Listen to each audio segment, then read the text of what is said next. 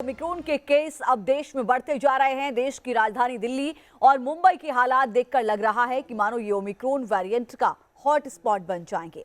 Omicron का infection किस rate से बढ़ रहा है, ओमिक्रॉन से निपटने के लिए मोदी सरकार की क्या तैयारी है और हर राज्य संक्रमण से निपटने के लिए क्या तैयारियां कर रहा है, इस रिपोर्ट के जरिए समझिए।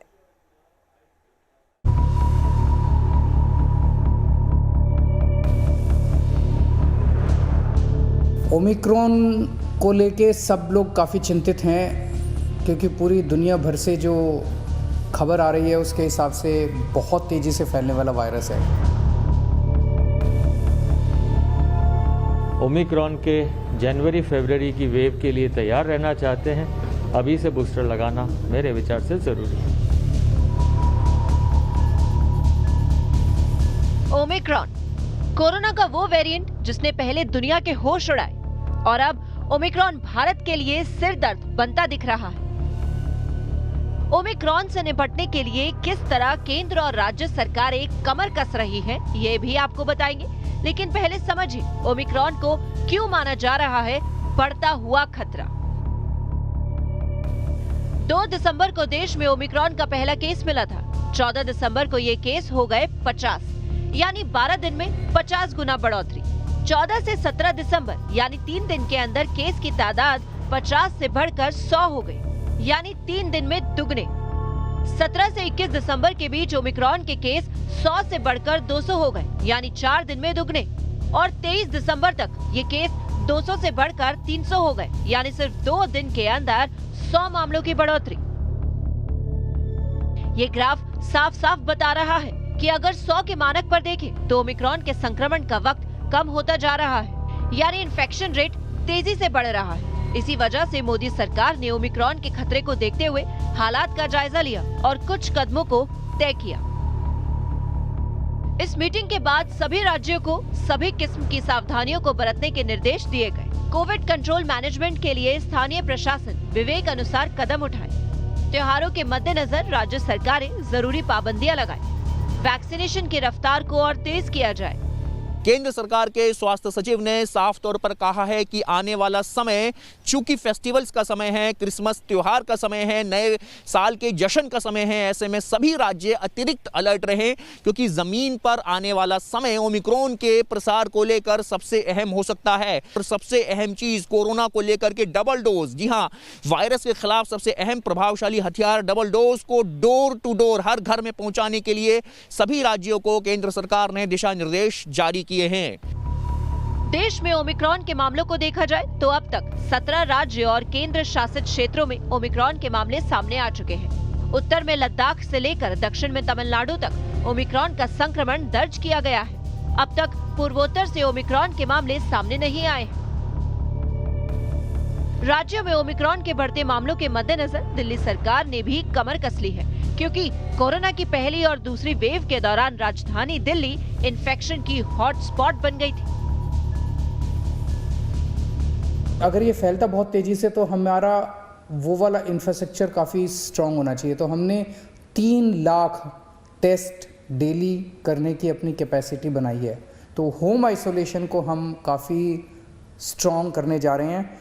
जैसे टीम्स जो जाएंगी घरों में, अभी हमारी सरकार में कैपेसिटी केवल 1000 केसेस पर डे की कैपेसिटी थी, 1100 केसेस पर डे की। आज जब मैंने मीटिंग ली, इसको हम 1 लाख केसेस पर डे की कैपेसिटी तक ले जा रहे हैं। सिर्फ दिल्ली सरकार ही नहीं, हरियाणा और पंजाब में भी ओमिक्रॉन को लेकर सख्त कदम उठाए जा रहे हैं।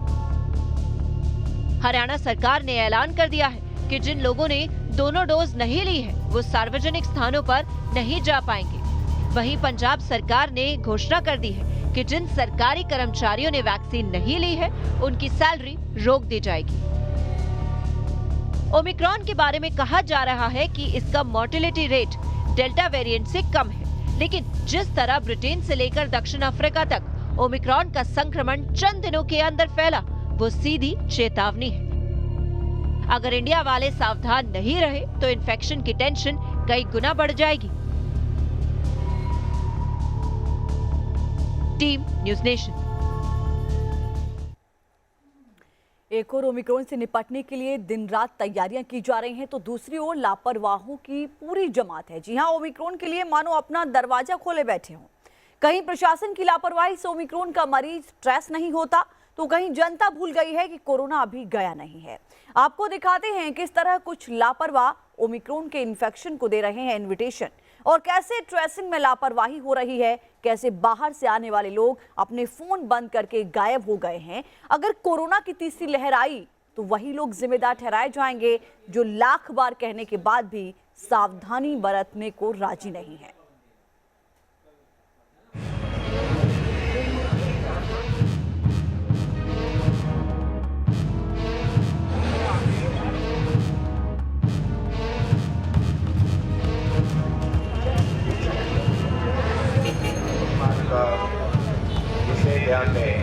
गौर से देख लीजिए दिल्ली की दो तस्वीरों को। सीएम केजरीवाल खुद ओमिक्रॉन के खतरे के मद्देनजर बैठक ले रहे हैं, इंतजामों को देख समझ रहे हैं और दिल्ली के सरोजनी नगर मार्केट में इन्फेक्शन के खतरे से बेखबर हुए लोग घूम रहे हैं। इस भीड़ को आप देखेंगे तो सोशल डिस्टेंसिंग दूर दूर तक नजर नहीं आएगी और कई लोग बिना मास्क के घूमते नजर आएंगे। ये वही जमात है जिसकी लापरवाही बार बार कोरोना की नई लहर की वजह बन जाती है। क्या सरोजनी नगर और क्या पहाड़गंज, दिल्ली के अलग अलग इलाकों में आपको इसी किस्म की लापरवाही नजर आएगी और अगर इन्फेक्शन फैला तो ऐसे ही लोग सरकारों को कोसते नजर आएंगे। छोटी सी बात इनको समझ नहीं आती, ओमिक्रॉन का संक्रमण पिछले सभी वेरिएंट से ज्यादा है। ये वेरिएंट ज्यादा ट्रांसमिसिबल है, लेकिन जैसे हम कहते हैं कि चाहे कोई भी वेरिएंट हो, दो चीजें बहुत जरूरी हैं। एक की वैक्सीन लगाना, तो जिन लोगों को वैक्सीन की जरूरत है, जिन्होंने नहीं लगाई है, चाहे वो फर्स्ट डोज हो या सेकेंड डोज हो, उनको आगे आके अपना पूरा वैक्सीन लगानी चाहिए। और दूसरा है कोविड अप्रोप्रिएट बिहेवियर। हमें ये देखना चाहिए कि हम मास्क रेगुलरली लगाएं, भीड़ ना इकट्ठे होने दें, फिजिकल डिस्टेंसिंग रखें, हाथ धोएं। सिर्फ जनता ही नहीं, बड़ी बड़ी सरकारों के एक्शन भी सवालों के घेरे में है। पश्चिम बंगाल सरकार ने 25 से 31 दिसंबर यानी क्रिसमस से लेकर न्यू ईयर तक सभी पाबंदियां हटा दी। दिल्ली की कथित पढ़ी लिखी जनता बंगाल की सरकार से ज्यादा समझदार तो शायद तेलंगाना के इस गांव के लोग हैं। इस गांव का नाम है गुडेम और यहाँ गांव वालों ने खुद ही लॉकडाउन लगा दिया है। दरअसल इस गांव से एक शख्स ओमिक्रॉन पीड़ित पाया गया था और संक्रमण के खतरे को देखते हुए इस गांव के लोग बिना जरूरत घरों से बाहर नहीं निकल रहे। ऐसी ही समझदारी, ऐसी ही छोटी छोटी सावधानी का पालन अब हमें और आपको करना है ताकि कोरोना एक बार फिर हिंदुस्तान को अपने शिकंजे में ना कस सके। Team news nation.